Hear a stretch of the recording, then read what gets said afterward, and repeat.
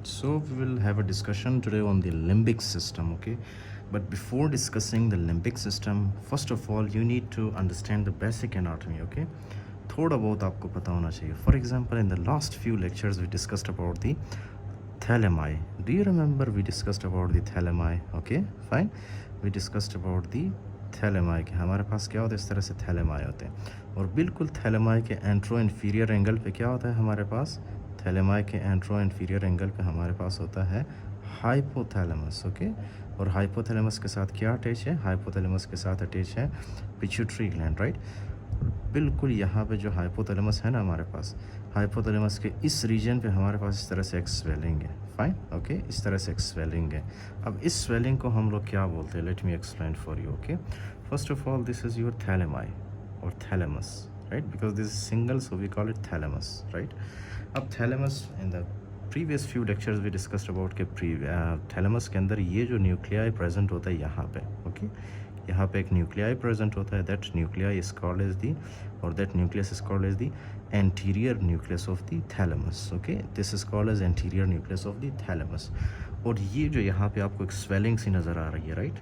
Can you see there is a swelling, okay? This swelling is called as the mammillary body, okay. This swelling is called as the mammillary body, right.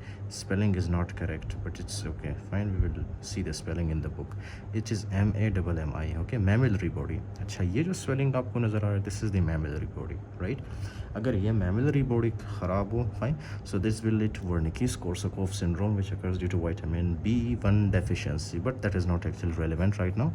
So you just have to remember that this is the anterior nucleus of the thalamus, okay, right. This is the anterior nucleus of the thalamus, right, okay. और ये हमारे पास hypothalamus and this is the mammillary body, ये है pituitary gland, okay, understood, okay. Now listen the rest of the story. What is actually the rest of the story? आपको पता है यहाँ पे आपके पास एक स्ट्रक्चर होता है, ओके, यहाँ पे, okay. This is called as the para hippocampal area, right. इसके अंदर हिप्पोकैम्पस होता है. अब क्या है कि ये जो पैरा हिप्पोकैम्पल एरिया है ना, पैरा हिप्पोकैम्पल एरिया, इतना तो आपको पता है ना. पैरा मतलब हिप्पोकैम्पस किस लिए यूज़ होता है, रिसेंट मेमोरी स्टोर करने के लिए यूज़ होता है, राइट, हिप्पोकैम्पस. तो क्या है ये हमारे पास जो आपको नज़र आ रहा है, this is the para hippocampal area, okay, fine. This is the para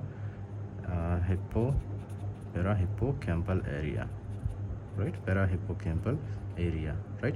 अब पैरा हिप्पोकैम्पल एरिया से कुछ फाइबर्स निकलते हैं जो कि क्या करते हैं, पोस्टीरियरली सुपीरियरली मूव करते हैं, ओके. उसके बाद ये फाइबर्स मूव करते हैं एंटीरियरली, फाइन.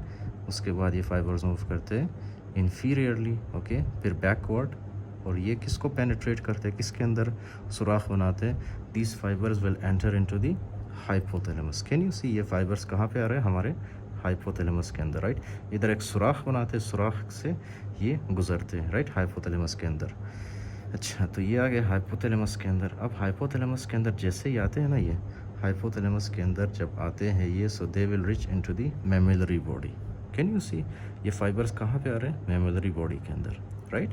फिर मैमिलरी बॉडी से जैसे ही ये आते हैं ना, मैमिलरी बॉडी में, मैमिलरी बॉडी से ये जाते हैं हमारे कहाँ पे, हमारे anterior nucleus of the thalamus के अंदर. डिड यू अंडरस्टैंड नाउ, ये जाते हैं कहाँ पे, मैमिलरी बॉडी से ये जाते हैं anterior nucleus of the thalamus में, right, okay.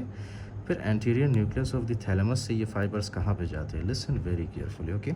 Anterior nucleus of the thalamus से यहाँ से कुछ फाइबर्स निकलते हैं, ओके. इस तरह से फाइबर्स निकलते हैं, राइट, इस तरह से फाइबर्स निकलते हैं. Can you see, these are the fibres which are originating from the anterior nucleus of the thalamus, okay. These are originating from the anterior nucleus of the thalamus, ये fibers, right. इस तरह से कुछ fibers निकलते हैं anterior nucleus of the thalamus से, okay, right. और ये हमारे पास at the end क्या बनाते हैं, ये fibers हमारे पास at the end क्या बनाते हैं, इस तरह से they will form cingulate gyrus. This is your cingulate gyrus, okay. Book के अंदर सिर्फ इनके नाम बताए गए हैं and they are not shown diagrammatically, okay. This is called as the cingulate gyrus, fine. अब ये सारा पाथवे एक्सप्लेन करने का क्या मकसद है, let me explain for you. अच्छा, this is very obvious, you must know कि ये आपके पास है फ्रंट, ओके, फ्रंटल कॉर्टेक्स. फिर उसके बाद ये आता है आपका पैराइटल कॉर्टेक्स, ओके. फिर ये ऑक्सीपिटल लोब, ओके, फाइन. फिर उसके बाद ये इस तरह से आता है आपके पास यहाँ पे यहाँ से आपका फॉर एग्जांपल इस तरह से नीचे की तरफ मिड ब्रेन स्टार्ट होता है, ओके, मिड ब्रेन, फिर ये पोन्स, ये मेडला, ये सेरिबेलम, ये स्पाइनल कॉर्ड, ओके, नीचे, फाइन। तो ये सारा स्ट्रक्चर कहाँ पे प्रेजेंट है, ये this is present in our brain, this limbic system, okay. By the way, this pathway that I have explained right now for you, okay, this pathway which includes your parahippocampal area, फिर उसके बाद this includes your mammillary body, anterior nucleus of thalamus and the cingulate gyrus. This pathway is called as the Papez circuit, okay. This is called as the Papez circuit. This is called as the Papez circuit, fine. So this is very, very important pathway, right? Why? Because these will help in the recent memory formation or storage, okay.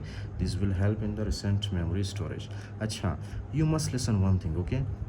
जैसे आप किसी चीज़ को सुनते हो, right, आपके कानों के through those information will come in your sometimes directly or sometimes indirectly, right? That information, first of all, that will come into your hippocampus, right, or parahippocampal area, fine.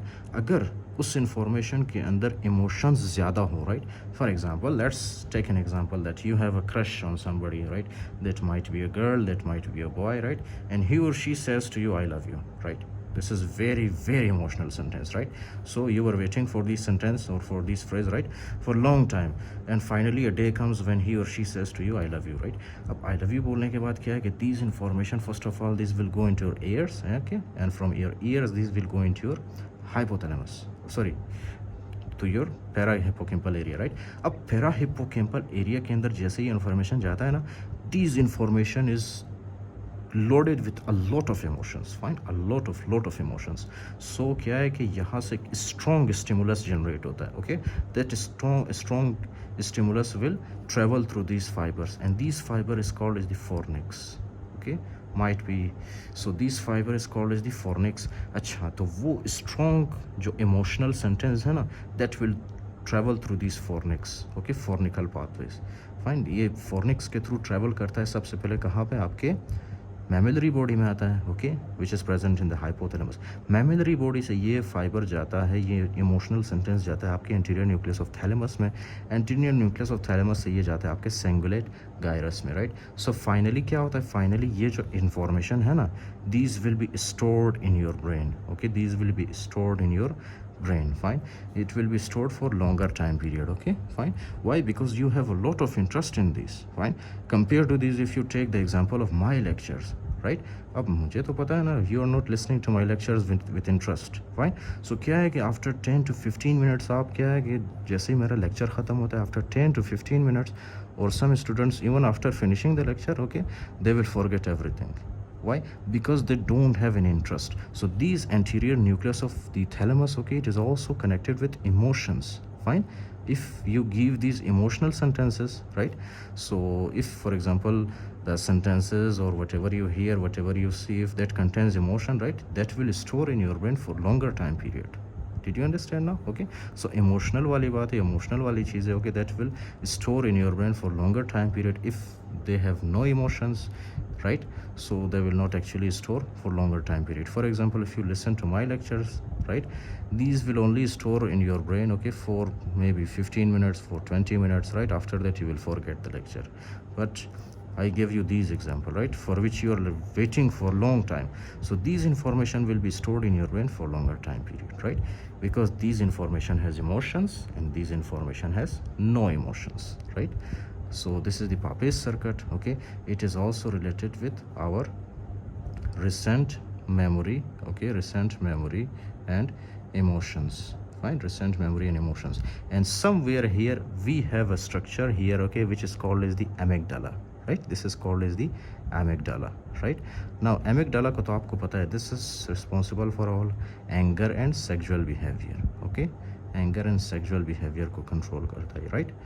Anger and sexual behavior, anger and sexual behavior, we will discuss them in detail in the book, right. So we have a system which is called as the limbic system, fine.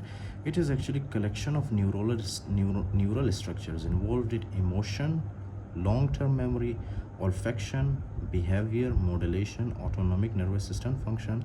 Consists of क्या क्या चीज़ है इसके अंदर, एक तो हमारे पास है hypothalamus, okay, दूसरा क्या है हमारे पास, it contains amygdala, right. Third structure इसके अंदर है मैमिलरी बॉडी, और फोर्थ स्ट्रक्चर है इसके पास anterior thalamic nuclei, fifth structure है इसके पास cingulate gyrus, right? Okay, so we have discussed these structures in detail in the Papez circuit. Okay, so why they are responsible for feeding, okay, especially ये जो आपके पास mammillary body है, right? That is also responsible for your feeding. Let me write down for you the mammillary body, okay? This feeding is also responsible for okay, mammillary body is responsible for feeding behavior. उसके बाद है fleeing आपके पास, उसके बाद है fighting, feeling and sex के लिए कौन responsible? You must know obviously the amygdala is responsible for your sexual behavior. Okay, now you must listen one thing. If there is some kind of lesion, right? If there is some kind of lesion in the this hippocampus, right? If there is some kind of lesion in the hippocampus, that will lead to the anterograde amnesia, right? अब ये जो anterograde amnesia क्या है, right? Anterograde amnesia for example ये है ना कि उसको जो है फ्यूचर वाले जो जितने भी इवेंट्स होते हैं ना उनको फ्यूचर वाले इवेंट्स याद नहीं रहता, फाइन, ओके। एक तो रेट्रोग्रेड एमनेजिया, दूसरा है एंट्रोग्रेड एमनेजिया। एंट्रोग्रेड एमनेजिया का मतलब ये है ना, एंट्रो का मतलब है फ्यूचर, राइट? फ्यूचर में जो भी इवेंट्स होंगे ना, नेक्स्ट डे जब आप उनसे पूछोगे तो उनको याद नहीं रहेगा, okay. That is called as anterograde amnesia, right? उसके बाद एक और सिंड्रोम है हमारे पास which is called as the Kluver Bucy syndrome, right?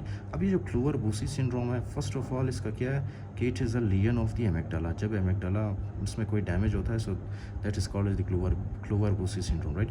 अब क्लोवर-बूसी सिंड्रोम क्या? हाइपर ओरलिटी, हाइपर सेक्सुअलिटी, ओके, और हाइपर एंगर, हाइपर इमोशनल होते हैं ये लोग। इसका मतलब ये है ना, एमिग्डाला जब डैमेज होता है so the person will become hyper oral, right? It basically means कि उसके पास कुछ भी आ जाए, राइट? पेन हो, उसके पास किसी का बटुआ हो, किसी का फॉर एग्जांपल बोतल हो, जो भी हो, right? They will start putting them in their mouth, right? तो अपने मुंह के अंदर डालते हैं। उसके बाद है हाइपर सेक्सुअलिटी। हाइपर सेक्सुअलिटी ये है ना, एक तो ये जब हम साइकेट्री पढ़ेंगे, I will discuss with you, right? There are some psychological reasons in which what happens कि जो 6 से 7 साल का जो लड़का होता है, राइट, उनके ब्रेन के अंदर अगर कोई मतलब इस तरह से लीजन हो, एमिग्डाला को कंप्रेस कर रहा हो, राइट, तो उससे क्या होता है, कोई ट्यूमर वगैरह कभी कभी क्या होता है, एमिग्डाला को कंप्रेस करता है। So that child will become hyper sexual. वो किसी भी कुर्सी के साथ, किसी भी दरवाजे के साथ सेक्स करना स्टार्ट कर देता है, फाइन। मतलब वही एक्शन जो सेक्स के दौरान करते हैं ना लोग, तो वही एक्शन वो भी करना स्टार्ट कर देता है, fine. So that may be because of the tumour which is compressing the amygdala. There are so many stories like that when we will discuss about the psychology, okay, और psychiatry, we will do that. तो उसके बाद these patients will also become very angry, okay, fine, not normal angry, but they will become very angry. अगर कुछ थोड़ी सी छोटी सी बात हो, so they will become very angry on that, and they will become hyper emotional, fine, because these are the functions of our amygdala. Sexual behavior, okay, anger and emotions, they are controlled by our amygdala, right? So this is the function of the limbic system. I hope it is clear for you. You must remember these structures which are present in your limbic system, okay, fine. So that's it.